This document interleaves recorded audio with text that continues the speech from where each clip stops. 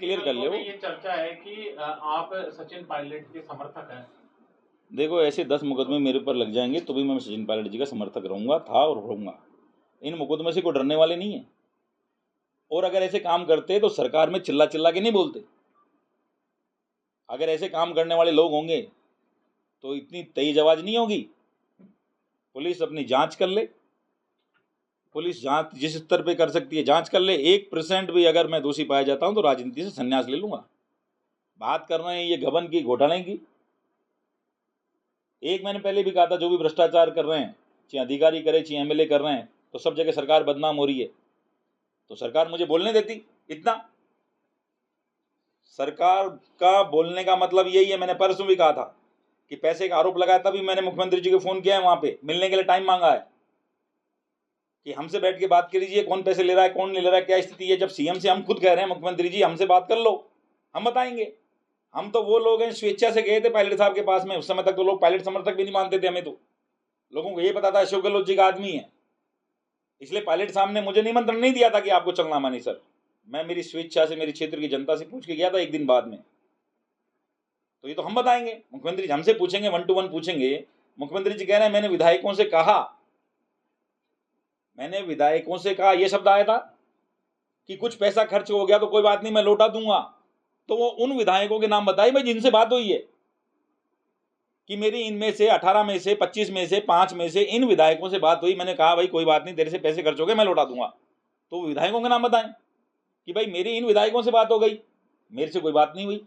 मेरे से जब आए थे, आते ही मुझसे पूछा तो मैंने साफ कहा था कि मेरे सामने कोई पैसे की बात नहीं हुई, न मुझे पता लगा पैसे वहां किसी को दिए हैं, न वहां पे कोई बीजेपी का नेता आया। मैंने साफ साफ बता दिया था जब हम आए थे। तो उसके बाद में दोबारा ऐसी चीजें लाकर और बदनाम कर कर ये कोई चीजें चलने वाली तो है नहीं। और अगर कुछ है तो उनको जनता के सामने लाना चाहिए।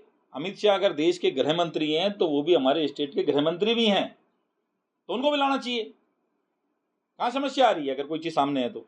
लेकिन ऐसी छोटी छोटी अगर चीजें करके अगर ये मानसिकता का परिचय दे रही है सरकार, तो खुद का भी समय खराब कर रही है, पुलिस का समय भी खराब कर रही है, और हमारी छवि को भी खराब करने की कोशिश कर रही है।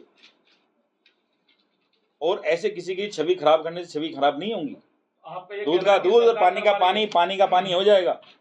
सरकारी से मोहरा बना के अगर मेरी बात सुनो, अगर सरकार नहीं करती तो मैं जो कह रहा हूं, मैंने एफआईआर जो दर्ज कराई हुई थी प्रतापनगर थाने में, उस पर तो आज तक नहीं हुई कार्रवाई। मैं मुख्यमंत्री जी से मिला था, 4 बार मैं कमिश्नर साहब से मिला था, एसपी साहब से मिला, राका साहब से भी मिला, जो हमारे शंकर दत्त शर्मा जी थे उस समय देखते थे होम का काम, उनसे भी मिला, सबसे मिला। अगर कार्रवाई होती, अगर कोई चीज मानते, तो मुझे लगता नहीं है कि सरकार ने अपना हमें माना है सालों से। तो इस तरह की एफआईआर होना दर्शाता है कि वो टारगेट कर रहे हैं सब विधायकों को। लेकिन ऐसे विधायक टारगेट होने वाले नहीं है। दूध का दूध और पानी का पानी हो जाएगा, लेकिन जो बदनामी होती है उसको मिटाने में कई जन्म लग जाते हैं। जिस तरह से आज कई मीडिया में छपा कि जैसे गबन कर लिया हो, घोटाला कर लिया हो, सरकार के खिलाफ बोलने वाले लोग गठबंधन घोटाला नहीं करते, उनसे दूर कदम दूर चलते हैं। इसलिए आपसे भी विनती करना चाहता हूं कि तय तक जाएं। सर, इसमें आपका क्या रोल है, इसलिए आपको बदनाम किया जा रहा है? नहीं, मेरा तो कोई रोल नहीं है। मैंने तो पैसा दिया, रजिस्ट्री कराई, नामांतरण खुलवाया, चेक वगैरह लगाए। पहले विवाद था क्या इसमें जमीन? नहीं, कोई विवाद नहीं था मेरे सामने, कोई विवाद नहीं है। पहले इसने ये जीते कोई विवाद मैं कह रहा हूं ना, इस जमीन में कोई विवाद नहीं था। जमीन के विवाद के बाद में जैसे मुझे पता लगा कि जमीन में कोई पट्टे कटे हुए थे, तो यो भी सेटलमेंट हो गया। वो करने वाले लोग थे, सेक्रेटरी वगैरह जो भी मिले, कल परसों भी मिले थे, मुझसे बात हुई थी। अभी भी जो बंदा जिनके पास में है वो भी आगे गए थे, तामी जी भी आगे गए थे, सब लोग आगे गए थे। वो चीज भी उनकी क्लियर हो गई, सब चीजें। लेकिन खुद के बचाव के लिए अब इस महिला का जो प्रकरण है, जो सबके सामने आ जाएगा, जब पता लग जाएगा कि भाई नीतीश और ये महिलाएं जो मिलके जो काम कर रहे हैं, इसने महिला ने कहा है कि मैंने नीतीश को बेच दी थी, तो बेचने वाला तो बंदा यही है। इसका मतलब मुझे लग रहा है दूध में कहीं ना कहीं काढ़ा है, उनके आपस में मिले हुए हैं। भाई ले जाने वाला बंदा भी वही, बेचने वाला भी वही। अब लेडी कह रही है कि मैंने उसको बेच दी थी, उस समय तो बताया नहीं, बेचने वाला तो वही था, नीतीश ही। दोबारा कैसे रुक गई?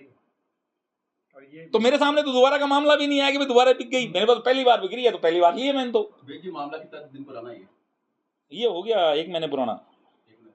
हाँ 1 महीना रजिस्ट्री हो गई, लगभग एक महीना हो रहने गया। वाली मैंने खातीपुरा जयपुर की महिला हाँ और 400 में इनकी जमीन है, तो क्या पुश्तैनी जमीन है कि ये लोग रहने वाले, क्या लिंक है इनका आपस में?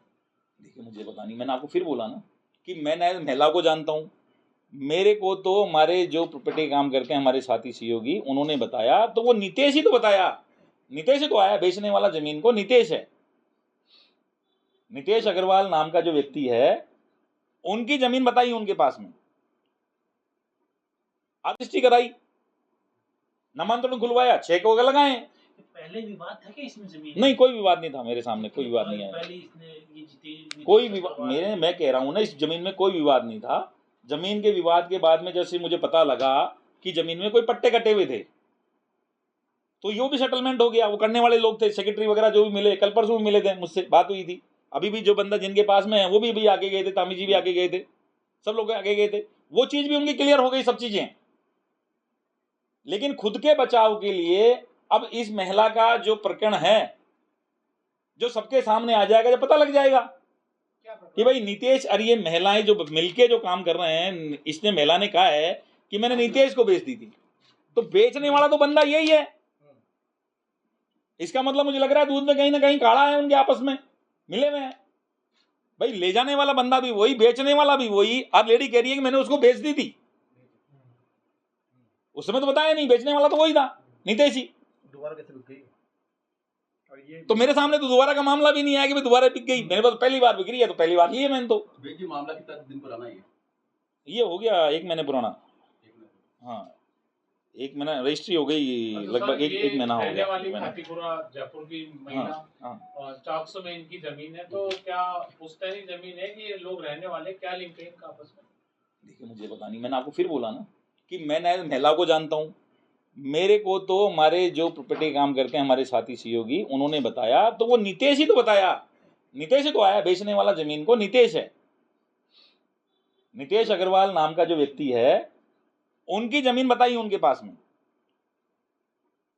और उसी व्यक्ति का हवाला दे रहे हैं, उसी व्यक्ति के साइन है नितेश के। तो ये कैसे हो सकता है? दोनों चीजें एक साथ कैसे हो जाएंगी ये चीजें? नितेश के ऊपर कार्रवाई करेंगे क्या आप? नहीं मैं क्यों करूंगा, मेरे पास में पोजीशन है, मेरे पास रजिस्ट्री है।